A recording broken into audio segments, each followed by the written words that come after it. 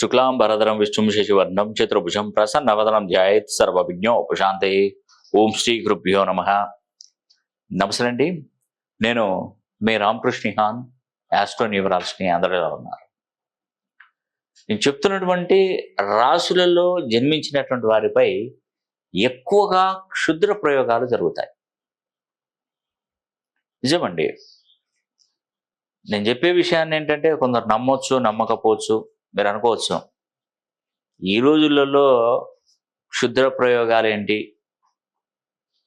అసలు ఉంటుందా క్షుద్ర ప్రయోగాలు అనేది చేయడం ఉంటుందా, అసలు ఇంకా నమ్ముతున్నారు, అసలు మనం ఏ కాలంలో ఉన్నాము, ఏ రోజులలో మనం జీవిస్తున్నాము అని అనుకునే వాళ్ళు కొంతమంది ఉండవచ్చు. వాళ్ళని నేను తప్పు పట్టట్లేదు. కానీ రియాలిటీ ఉందండి. ఖచ్చితంగా రియాలిటీ అనేది కూడా ఉంటుంది. ఎందుకంటే మనం ఎప్పుడైనా కూడా మీరు ఎప్పుడైనా గమనించండి, మీరు సంపాదన పరంగా ఎప్పుడైనా బాగా సంపాదించి మంచి పొజిషన్లో ఉన్నప్పుడు చాలామంది నజర్ అనేది పడుతూ ఉంటుందండి. నజర్ అనేది వాళ్ళ మీద పడుతూ ఉంటుంది. కొద్ది రోజులకి ఏమవుతుందంటే గ్రాడ్యువల్గా మొత్తం డౌన్ఫాల్ అయిపోతారు. కిందికి దిగి ఎక్కడి నుండి అయితే స్టార్ట్ అయ్యారో అక్కడికి వచ్చి పడతారండి. వాళ్ళని అడగండి ఒకసారి, నేను చూడని కార్లా, నేను చూడని డబ్బులా, నేను చూడని భవంతులా, ఇలాంటి ఊరికి ఇట్లా పడేసేవాడిని, నేను ఎవరికైనా సహాయం వస్తే అసలు ఇట్లా వేసి పడేసేవాడిని డబ్బులు, అలాంటిది ఈరోజు నేను ఎక్కడికి వెళ్ళినా కూడా నాకెవరు సహాయం చేయట్లేదు అంటారు. అంటే ప్రపంచంలో ఎప్పుడైనా కూడా గుర్తుపెట్టుకోండి, అత్యంత శక్తివంతమైనది నరదృష్టేనండి. మనిషిని మొత్తం టోటల్గా డౌన్ఫాల్ చేసేది చెడు దృష్టి. చెడు దృష్టి వల్లనే మనకు పూర్వకాలంలో ఒక సామెత చెప్పారు. ఏంటంటే, నరదృష్టితో చూస్తే నాపరాయి కూడా 4 వక్కలు అవుతుందట. నల్లరాయి, నాపరాయి, నల్లరాయి 4 వక్కలు అవుతుంది. నిజమే, ఆ దృష్టి ప్రభావం ఆ విధంగా ఉంటుంది. అలాగా క్షుద్ర ప్రయోగాలు చేసేటువంటి వాళ్ళు కూడా చాలా వరకు క్షుద్ర ప్రయోగాలు చేసి కొందరి పచ్చటి సంసారంలో వాళ్ళని చిచ్చులు పెడుతూ ఉంటారు. పచ్చని కాపురంలో చిచ్చులు పెడుతూ ఉంటారండి. ఎట్లా అంటే, ఆ భార్యాభర్తలు ఇద్దరు మంచిగా చక్కగా కలిసి ఉన్నారు అనుకోండి, ఆ పక్కన వాడికి వీళ్ళని ఏదైనా చేయాలని, నేను తప్పకుండా ఏదైనా చేసి వీళ్ళని విడగొట్టాలని వాడికి వచ్చేది లేదు. వాడి డబ్బులే ఖర్చు అయిపోతాయి. క్షుద్ర పూజలు చేసేటువంటి వాళ్ళు అక్కడికి వెళ్తే ఊరికే చేస్తారా, డబ్బులు తీసుకుంటారు. ఇంకొకటి ఏంటంటే, ఎప్పుడైనా గుర్తుపెట్టుకోండి, క్షుద్ర ప్రయోగాలు చేసేటువంటి వాళ్ళ దగ్గరికి ఎప్పుడు కూడా మనం పోకూడదండి. ఎప్పుడు కూడా మనం అసలు ఎట్టి పరిస్థితుల్లో పోకూడదు. ఒకవేళ మీకు తప్పి మీరు వెళ్ళారనుకోండి, మీ దగ్గర డబ్బులు తీసుకుంటారు, వాళ్ళకు ప్రయోగం చేస్తారు. వాళ్ళకు ప్రయోగం చేసి ఏం చేస్తారంటే, వాళ్ళది కంప్లీట్ అయిపోయిన తర్వాత మళ్ళీ నీ మీద ప్రయోగం చేస్తారు, నీ దగ్గర నుండి డబ్బు గుంచుతారు. ఎన్నో చూశారండి. అలా చాలా నా దగ్గరకు వచ్చినటువంటి కేసులు కూడా అలాగే ఉన్నాయి. ఒకరిని పాడు చేద్దామని పోతారు, లాస్ట్ వాళ్ళే పాడైపోతారు. ఇది జగమెరిగిన సత్యం. ఎవరినైతే నువ్వు పాడు చేయాలనుకుంటావో వాడు పాడైపోతాడు, నువ్వు పాడైపోతావు. ఎస్, నిజమండి, ఇది అక్షరాల నిజం. కాబట్టి క్షుద్ర పూజలు, ప్రయోగాలు ఖచ్చితంగా మానవునిపై జరుగుతాయి ఖచ్చితంగా. కానీ అదే దాంట్లో మళ్ళీ నువ్వు బలైక తప్పదండి. నిజమైనది, అక్షరాలు. ఈవెన్ నేను చెప్తున్నాను కదా, నా మీదనే ప్రయోగించారు. నేను ఆవిడకు ఉపశమనం కలిగించాను, ఆమె మీద ఉన్నటువంటి ఆ ప్రయోగాన్ని తీసేసానని చెప్పేసి నా మీదనే ప్రయోగించారు.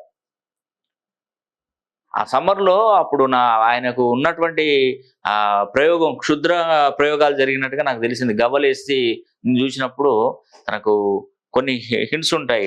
కళ్ళు అదరవడం కానీ, శరీర భాగాలు టచ్ అంటే వణికినట్టుగా అవ్వడం కానివ్వండి, గుండె స్పీడ్గా కొట్టుకోవడం ఆగిపోవడం కానీ, నిదానంగా కొట్టుకోవడం కానీ, చెడు కళలు పడడం కానీ, నిద్ర సరిగా పట్టకపోవడం, ఇలాంటి కొన్ని అవి హింట్స్ అండి.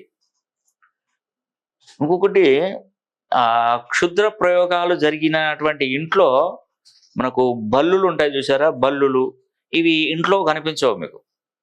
అందరూ ఏమనుకుంటారండి, ఇంట్లో బల్లులు ఉంటే ఏదో ప్రాబ్లం అని వాటిని ఏదో విధంగా వాటిని ఏమంటారు, వీటిని ఆ కాయిల్స్ పెట్టి దాన్ని దూరం కొట్టడం కానీ, ఆ బల్లులను బయటికి పంపించడం కానీ, ఆ బల్లులు రాకుండా కొన్ని కొన్ని ప్రయోగాలు చేయడం కానీ మన ఇంట్లో మనం తరచుగా చూస్తున్నాం.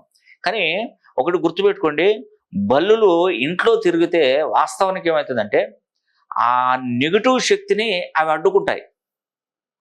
అవి రానివ్వవు. అవి బల్లులు మనకు రాత్రులు పడుకున్నప్పుడు అవి అరుస్తాయి, తెలుసా మీకు అవి? ఆ అరుపు ఈ క్షుద్ర పూజలు జరిగితే వాటిని తరిమి కొడతాయి, కొంతవరకు ఆపుతాయండి వాటిని. అంటే మరీ మొత్తానికి ఆపుతాయని నేను అనను, వాటిని రాకుండా చేస్తాయి. మంచివండి బల్లులు, మంచివి చాలా. ఇంతవరకు మీకు ఎవరు ఇలా చెప్పలేకపోవచ్చు, నేను చెప్తున్నాను. నన్ను అందరూ డిఫరెంట్గా అనుకోకండి. నిజమండి, నేను తాళపత్ర రహస్యం అదే. నేను ఈ విషయం ఎప్పుడో చెప్పాను, కొన్ని వీడియోలో, నా ప్రీవియస్ వీడియోలలో చూడండి, ఎన్నోసార్లు చెప్పాను. మంచివండి, శుభ సంకేతాలు అవి ఉంటే మంచివి మన ఇంట్లో. అంతేగాని అవి మనకైతే ఏం హాని చేస్తలేవు కదా, మనమే తప్పు చేస్తుంటాం. అవి ఏం చేస్తాయంటే లోపల మనకు తలుపు రిక్కలలో, కిటికీలలో రిక్కలలో వాటిని చూడకుండా మూసేస్తాం, చనిపోతాయి. అది మనకు దరిద్రం, మనకు చేతబడులు, మనల్ని బయట క్షుద్ర పూజలు చేయడానికి మనకు అవకాశం వచ్చినట్టే. వాళ్ళకు అవకాశం వస్తే మన మీద చేయడానికి. అంతకుముందు కూడా నేను ఒక క్షుద్ర పూజ జరిగి అతన్ని ఇబ్బంది పెడుతుంటే, నేను తాళపత్ర గ్రంథాలలో కొన్ని చిన్ని చిట్కాలు ఉంటాయండి. అవి నేను చేస్తే అవి క్లియర్ అయిపోతాయండి. అది చేసినప్పుడు నా దగ్గరికి ఒకరు వస్తే దాని ప్రభావం ఉందని చెప్పి దాన్ని నిదానంగా కంప్లీట్ చేస్తే అవి తీసేసిన వ్యక్తి మీద ప్రయోగం చేశారు, అంటే నా మీద చేశారు. చేస్తే నాకేం కాలేదండి. కాకపోతే ఏంటంటే నాకు బ్లడ్లో నుంచి జస్ట్ బ్లడ్ ఇట్లా వచ్చింది. నేనేమనుకున్నానంటే సమ్మర్ కదా, ఈటు వస్తువులు తింటా, టీ తాగుతా ఎప్పటికీ నేను. ప్రతి మన ఈ గ్రీన్ టీ, ఈ టీస్ హీట్ బాగా చేసి వచ్చిందని అనుకున్నాను. ఇంకోటి ఏంటంటే మనకు ఇన్స్టంట్ కాఫీ కానీ టీ కానీ తాగినప్పుడు బాగా హీట్ చేస్తుందండి బాడీ. మీరు ఏదైనా గమనించి, పాలతో చేసుకున్న టీతో పెద్దగా ప్రాబ్లం ఉండదు, కానీ ఇన్స్టంట్గా వచ్చే టీ మనం చేసుకున్నది కనీసం వరుసగా ఒక 3-4 టీలు తాగండి, మనకు బ్లడ్ పడుతూ ఉంటుంది. మనకు పళ్ళలో నుంచి ముక్కులో నుంచి కొంచెం జస్ట్ బ్లీడ్ అవుతూ ఉంటుంది. అలా నేను అనుకున్నానండి, నేను టీ తాగినందుకు ఇది వచ్చిందని. అది ఎక్కువగా రావడం వల్ల నేను ఒకసారి హాస్పిటల్కి చూపిస్తే స్కాన్ చేసి అది చేస్తే ఏం లేదని చెప్పారు. ఉడిదేంది హీట్ వలన వచ్చిందని. నాకు ఎందుకో డౌట్ వచ్చి అసలు ఏమన్నా ప్రయోగం జరిగిందని మనసులో సంకల్పం చేసుకొని గవ్వలేసాను. గవ్వలేసినప్పుడు నా మీద ప్రయోగం జరిగినట్టు నాకు తెలిసిపోయిందండి. ఇంట్లో ప్రభావం వాళ్ళు భయపడిపోయింది. నాకు ఎవరు చేసినా అది ఎవరిది వల్ల కాదు. ఎందుకంటే నేను ఈ 9 శాస్త్రాలను నేను 9 మంది గురువుల దగ్గర నేర్చుకున్నప్పుడే దానికి ఒక రక్షాబంధనం అనేది నాలో ఉంది. కాబట్టి ఎవరు ఏది చేసినా నాకు తగలదు, నాకేం ప్రాబ్లం ఉండదండి. అది మాత్రం నాకు తెలుసు. దాన్ని నేను తీసేసి దాన్ని మళ్ళీ రివర్స్గా తిప్పికొట్టే తంత్రం కూడా చేశాను. ఇక మళ్ళీ నా మీదకి ఎవరు ఇంతవరకు ఏది చేయలేరండి, అది జరగదు కూడా ఎట్టి పరిస్థితులలో. కాబట్టి ఏంటంటే మెయిన్గా మనం ఎవరినైతే చెడగొట్టాలని చూస్తామో ఆ చెడు రివర్స్గా వచ్చి మనల్ని చెడగొడుతుందండి.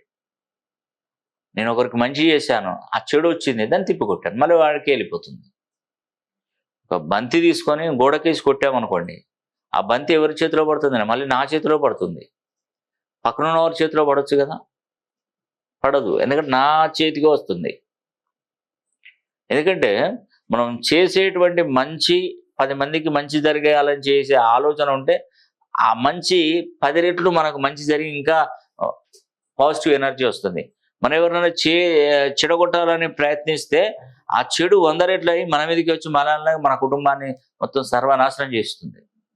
అందుకే ధనుస్సు రాశిలో పుట్టిన, మిథున రాశిలో పుట్టిన, కన్యా రాశిలో పుట్టిన, వృశ్చిక, మీన ఈ 5 రాశులలో పుట్టినటువంటి వారి మీద ఎక్కువగా క్షుద్ర ప్రయోగాలు ఎక్కువగా జరుగుతాయి.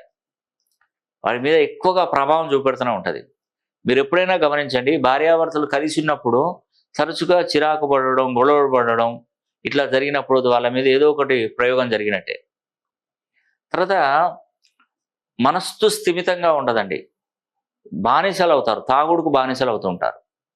ఓవర్ నైట్ ఇంటికి రావడం, తాగుడుకు బానిస అయిపోవడం, వాళ్ళ మీద కూడా ప్రయోగాలు అనేది కూడా జరుగుతూ ఉంటాయి. ఉన్నట్టుండి ఒక మంచి వ్యక్తి ఇలా మారడానికి కారణం ఏంటండి? ఇంట్లో ఎప్పుడు పిల్లల మీద, భార్య మీద ఎక్కువగా కోపాన్ని ప్రదర్శిస్తూ, అంటే ఇది ఫస్ట్ నుండి కాదు, మధ్యంతరంగా వస్తేనే ఈ ప్రభావం ఉంటుందండి. భార్యాభర్తలు అయినప్పుడు పిల్లల్ని, భార్యని మనం కోపాడతాం సహజమే. కానీ మధ్యంతరంగా వస్తాయి అన్నట్టు ఇవన్నీ ప్రాబ్లమ్స్. ఇది ఉంటే మొదటి నుండి ఉండాలి. కానీ అలా కాదు కదా, మధ్యంతరంగా ఉన్నది ఉన్నట్టుగా ఈ ఈ వారం రోజులు, 10 రోజుల్లోనే అతని ప్రవర్తనలో మార్పు, అంటే ప్రవర్తన మారిపోవడం, ఇలా రకరకాలుగా జరుగుతూ ఉంటాయండి. అదేవిధంగా ఈ ప్రయోగాలు జరిగించినప్పుడు కూడా మనం ఇంట్లో పెంచుకున్నటువంటి జీవాలు కూడా అకస్మాత్తుగా మరణిస్తూ ఉంటాయి. అంటే మనం పెంచుకున్నటువంటి ఆవులు కానివ్వండి, కుక్కలు కానివ్వండి, పిల్లులు కానివ్వండి, మనం ఇష్టంగా తీసుకొచ్చినటువంటి ఫస్ట్ అవి వాటి మీద ప్రయోగం జరుగుతాయి. వాటి మీద ప్రభావం జరిగిన తర్వాతనే మన మీద అవి ప్రభావం చూపెడుతూ ఉంటాయి. ఎందుకంటే మీరు ఎప్పుడైనా గమనించండి, మన ఇంట్లో శునకాలు పెంచుకున్నప్పుడు కూడా వాటిని అడ్డుకుంటాయండి. ఆ ప్రయోగాలను అడ్డుకుంటాయి. ఆ అడ్డుకునే ప్రయత్నంలో క్రమంలోనే అవి కొన్ని చనిపోతూ ఉంటాయి. ఇది కూడా నేను చెప్పేది అదేనండి. అంటే నాకు తెలిసినటువంటి, నేను కొన్ని అనుభవాలు చెప్తున్నాను. దీన్ని మీరు పూర్తి స్థాయిలో మీరు నమ్ముతారా, నమ్మరా, దీన్ని విశ్వసిస్తారా, విశ్వసించారా అనేది కూడా మీరే ఎంచుకోవాల్సిందే ఉంటుందండి. నేను చెప్పడం నా బాధ్యత. అది ఎవరు ముందుకు నియమాలు ఆచరిస్తారో వాళ్ళకు మంచి జరుగుతుంది. ఆచరించే వారికి ప్రాబ్లమ్స్ ఎదురవ్వచ్చు, ఎదురుకాకపోవచ్చు. అది కూడా నేను క్లారిటీగా చెప్పలేను. కాబట్టి మీరు మీ గురించి, మీ పిల్లల గురించి, మీ ఫ్యామిలీ గురించి మీరు ఏదైనా వివరంగా మీరు తెలుసుకోవాలనుకున్నా ఒకసారి పర్సనల్గానైనా, డైరెక్ట్గానైనా కలవచ్చు. లేదంటే మీరు ఆన్లైన్లో కూడా మీరు కలిసే ప్రయత్నం చేయండి. మరి ఈ అవకాశాన్ని ప్రతి ఒక్కరు సద్వినియోగం చేసుకోవాలని కూడా మనస్ఫూర్తిగా కోరుకుంటూ సెలవు తీసుకుంటున్నాను. సర్వే జన సుఖినో భవంతు.